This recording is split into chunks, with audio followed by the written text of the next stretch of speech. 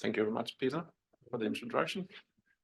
Yes, and I've been given 15 minutes, so I cannot go in deep in all the topics Peter mentioned. So I'll just give you the overview of what's going on in task one, and then you can dig into the reporting on the IEA PVPS website, as Peter Fleming mentioned before. Yeah. Fleming has told you about the IEA PVPS work, so I'll skip that. Yeah. My name is Kenn Frederiksen. I've been working with PV for the last 30 years. Now I'm technical responsibility in Unison, where we develop renewable energy parks, also with PV, of course. Basically, what is task one? It's about markets. So basically what we do is we are collecting information about markets and disseminate this information. It's public information that we gather. It's high trustworthy information. It has only the cause of giving some valid information collected by experts in different countries. So there are basically no hidden agenda behind the figures. It's just to give the figures. All the figures that you see later on is related to DC capacity, module capacity, and not what's connected to in the grid connection points. So all is DC.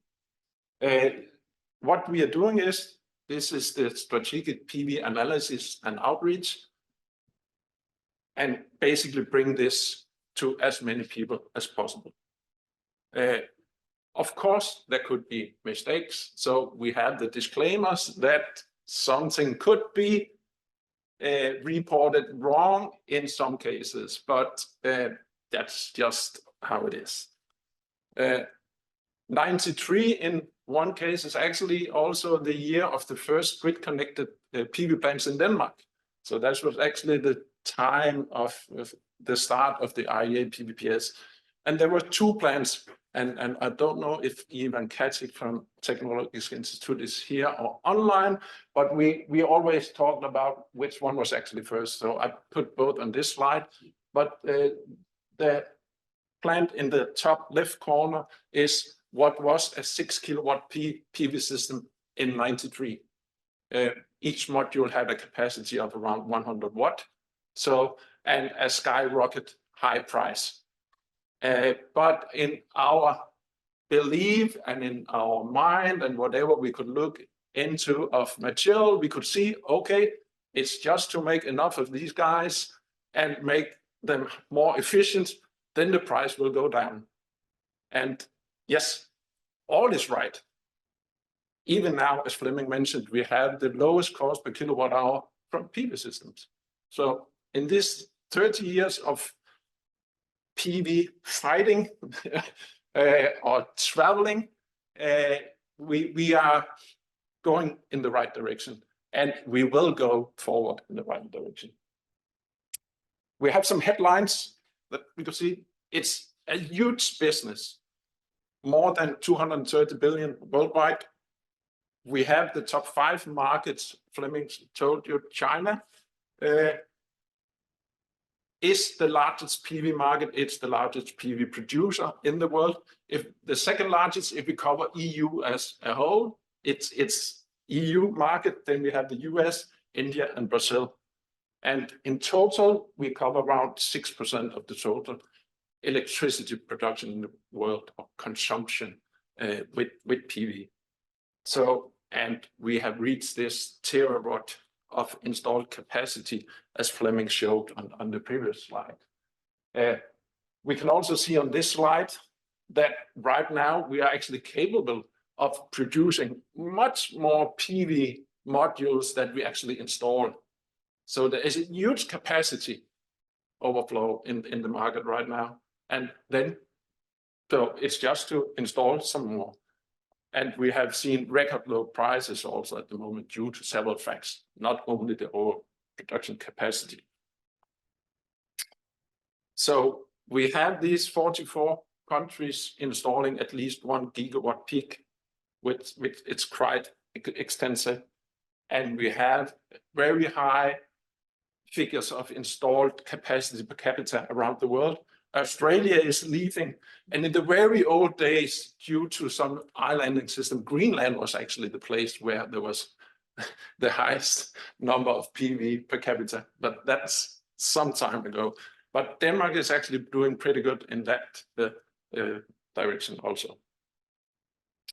Fleming showed the graph where we could see what is actually installed capacity in the IPS countries and other countries in the world, growing rapidly.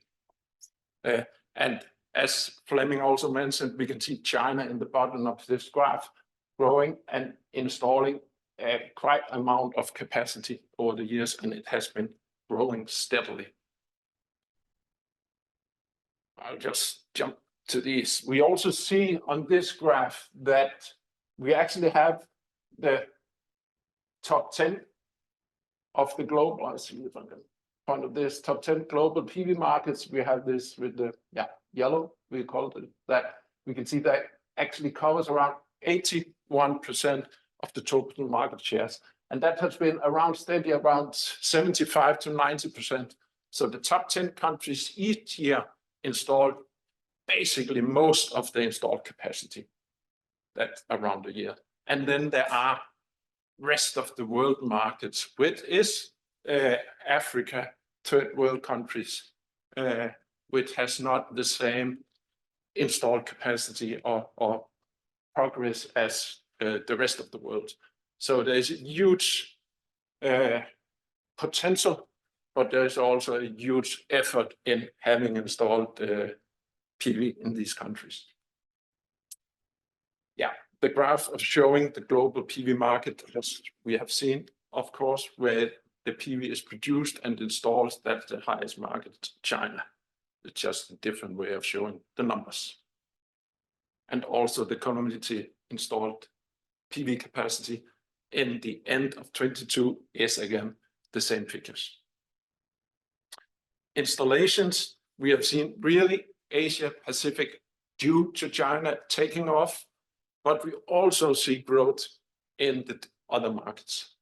So even that there are constriction grids issues and everything, political waves changing, pro cons, we see a growth, and we will see a growth. Basically because it's driven also about the low cost of produced PV electricity. Then we have the share of polysilicon, as Fleming mentioned. Where is it coming from? Yeah, 85% is actually coming from China. So a lot of this is going into the modules, and they are sitting on the market for this. And if we're looking at the wafer production for the PV, it's almost 100% is coming from China. And when it's then being turned into PV cells, we are about 84%. And we are talking much about how can Denmark, EU, be in a position of starting module manufacturers producing these modules. It will be very hard and a huge task to really starting producing European modules when we are looking at these market shares at the moment, and also when we are looking at the prices right now for PV modules. Then the margin of this is very, very low.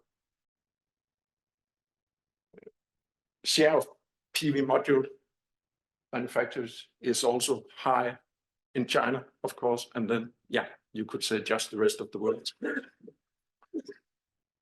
PV module production per technology, we can see that we have a very, very small effort in thin film. 10 years ago or 15 years ago, it was one of the technologies that we thought would be huge, but due to dramatically lower prices in crystalline cells, it has never really taken off. And then we see the monocrystalline technology is also shifting into a new market. So the crystalline technology in general is the technology in the future, but there is space for other technologies, but they have to prove efficiency, lifetime duration, and then of course some price level. And this is also the graph of what is the production capacity that we saw in the snapshot in the start. And when we look at the CO2 emission avoided by PV, of course, where there is most PV installed in areas or countries where they have a lot of fossil fuel, then there is a real reduction of the CO2. So we will see a dramatically reduction in the world's output of CO2 when these modules are being installed in China and other markets where they right now are driven by fossil fuel, which also brings us back to giving a better CO2 EPD labeling of the modules, because that's also an issue that has been addressed. For what's the energy mix going into a module, and where is it then being installed? So this is also a good storytelling, actually. And how much do we then cover of the world with PV? Around 1%.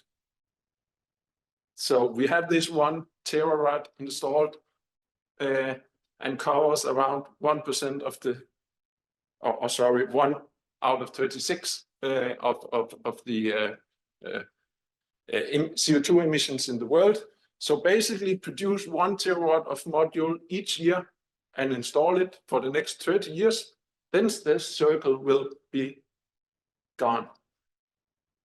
Then we have to add what fossil fuels reductions or conversions into electricity has been made. So if we transition or if we replace fossil fuel with electricity, then this circle will of course grow, especially from the heating or the transport sector. But it's possible basically just to cover it all with the PV. That's only for a PV related issue. It could also be wind combined with PV and other renewable energy storage technologies. And as I started in the start talking about the value of DPD, then it's in these countries, China and other countries where the production really is, we see the business value really is high, Malaysia, China, and then South Korea. But in the rest of the world, it's not a high influence in the value. It's more like energy security, environmental issues that we have to look at. And of course, of the employment, it's also where the value of the PV is. That's also where the people are employed. The prices for modules, if we go back to the very start and look at the learning curves back from the late 80s and until now, basically we have been following the learning curves of the potential price reduction in the PV sector. So we are pretty much on the curve. There has been some issues with high demand, low supply, Ukraine, COVID, Suez issues that are giving some waves, but the trend of the curve is that we lower the prices according to more and more installed capacity. So and there could still be some potential of going down the curve, but with the prices right now, it's hard to go lower if the production companies also want to earn money, actually. So that's an issue. And if we look at the module prices exactly during this time. We see now module prices at lower than 15 US cents per watt and even lower than that, coming from, in 2010 at around, maybe 5 at the top or 1.5 in the bottom, depending on module technology and what's the module actually made for. So it's going down. And also depending on the market sizes, what is actually the influence of the price. So what is the production capacity we'll need to reach some of these prices? And that's also an issue, that if you want to make a factory making PV modules very cheap, you have to make it at a certain size. This graph gives us an overview of what is the prices of product or what peak prices in the different technology applied in different sectors: utility, the buildings, the BIPV. What is the main market driver for the lowest cost electricity, which is utility scale on fields, but also what is the price for rooftops, etc., that can bring value into the system in another way.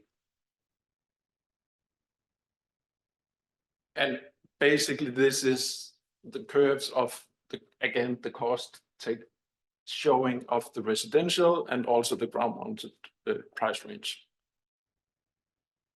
Again, in another curve way, figures showing what is the price. I'll go fast. I can see time is running. And also PV contribution to electrical demand. We see 20% now in some countries, and we can find Denmark at around 8% at the moment in the curve, in the graph.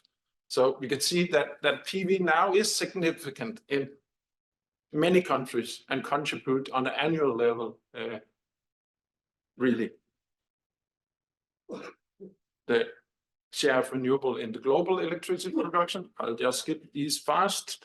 New renewable energy capacity, as PV is the cheapest, we'll also see that PV is the most dominant and installed capacity in the world. So basically 73%, around that figure, is the amount of PV installed compared with 21% hydro, nuclear and everything. And the advantage with PV is, if regulation is so, it can be installed very quickly compared to some of the other technologies mentioned in the graph. There is also something about prices, bidding into international programs for feed-in tariffs. Some countries still have feed-in tariff markets. Other countries have commercial markets where it's driven by PPA and other mechanisms, or directly into the market. This was the end of the presentation, Peter. 2 minutes.